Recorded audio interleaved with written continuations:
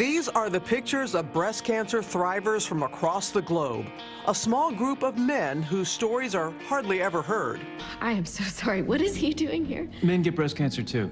It is a real thing. ABC's new series, A Million Little Things, hitting the subject head on, tugging at our heartstrings with the story of a man who's in remission from breast cancer. The all-clear screening I got this week just gives me permission to hold my breath for another 3 months. It makes men seem more vulnerable, which they are. Breast cancer thriver Bret Miller opening up, showing us his scars. He was only 17 years old when he noticed a lump behind his right nipple. After 7 years of doctors dismissing it as puberty, he then took a mammogram, which revealed he had breast cancer at just 24. I come to the door and it says women's clinic. Mind you, there are other men that are in there, but they're there with their significant other. So I go back, have to take my shirt off, put on the pink gown. It was uncomfortable and awkward. A mastectomy and 4 rounds of chemotherapy later, Miller is cancer-free. But the road to recovery wasn't easy. According to the American Cancer Society, 1 in 844 men will have breast cancer in their lifetime, compared to a 1 in 8 chance for women. I wanted no other men to be alone when they hear the words, "You have breast cancer," because that's essentially how I felt. So Miller co-founded the Male Breast Cancer Coalition, which offers support to more than 300 men and their families. We're talking an average of 6 to 7 men a day right now. It doesn't feel like I'm alone anymore because I have so many other brothers with me in this fight.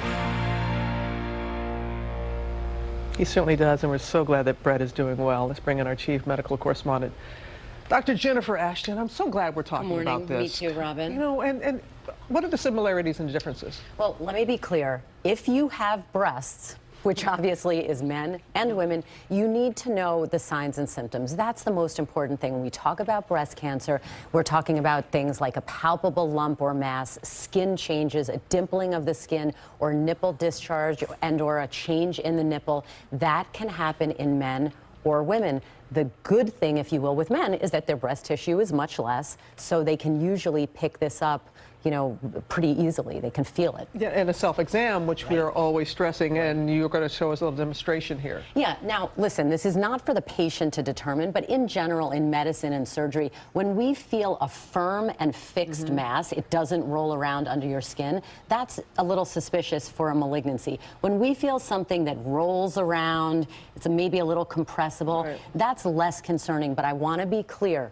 Anything you feel in your breast, whether you have an X chromosome or a Y chromosome, you get that checked out. But it is helpful to know the difference because I did regular self-exams, and when I felt that, I went immediately to the doctor. I actually moved up my appointment because I knew that it was different like that. Absolutely. So what are the chances of survival?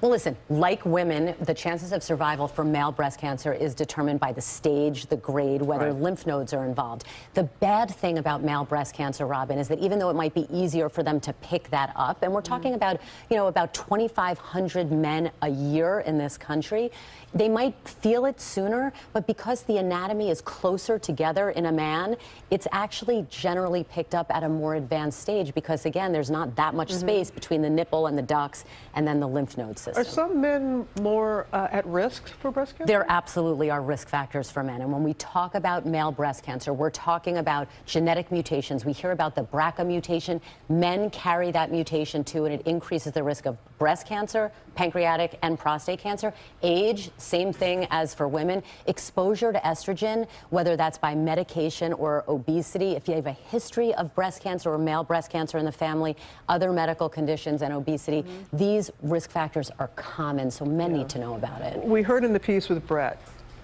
he had this lump. That's right. Doctors kept saying, oh, no, no, no, no, it's something else, something else. As women, we face this when it comes to heart ailments. You know, when we have absolutely. Why in your profession? Robin, you're talking about something so important now in medicine. It's gender inequality issues. There are diseases like depression, heart disease, that differ in their presentation for a man versus a woman. Then there are things with a lot of similarities. Breast cancer, for example. But what men face here in terms of actually a gender stigma is wrong, just as it's wrong when women face it. So when we talk about this, we want men and the circle around them to know we see you, We hear you. You deserve to be treated appropriately. And just think about the awareness.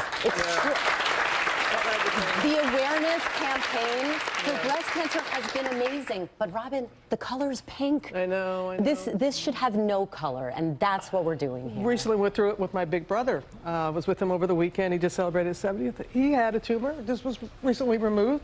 Thankfully, it didn't spread, and it was in his breast, and he's going to be okay. Thank God. So I'm so very happy. So very happy about that. Woo! Woo! Coming up, Dylan, her junior is here. He's going to be live.